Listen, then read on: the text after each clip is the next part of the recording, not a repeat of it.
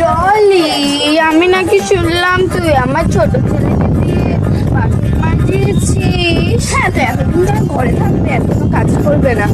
আর দাঁড়া, ঠিক আছে, তোর জন্য একটা বালতিটা করে যাবো। এনে বালতিটা আর এটা মুছে দিস।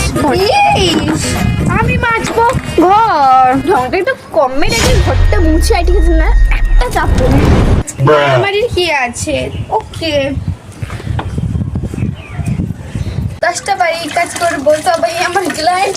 দুষ্টু ছেলের মেজবাড়ি 10টা বাড়ির কাজ করি গো, সবাই আমার ক্লায়েন্ট।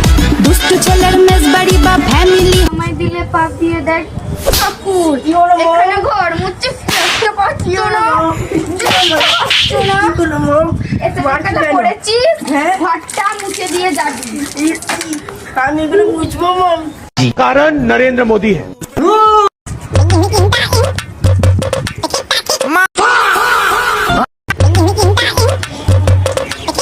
মার ওদের কিছু প্রবলেম আছে নাকি? সবসময় এরম ভাবে যাস কেন?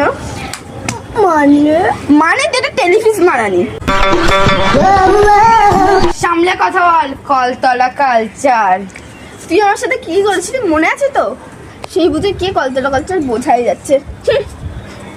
মম, ডলি আন্টি তোমাকে সবসময় এরকম করে কেন? আমি ডলি আন্টি কিছু বলো না কেন? ওর কি কিছু বলার মুখ আছে নাকি? কেন? এর মানে কি? শুনবি কেন? হ্যাঁ শুনবো। তাহলে শোন।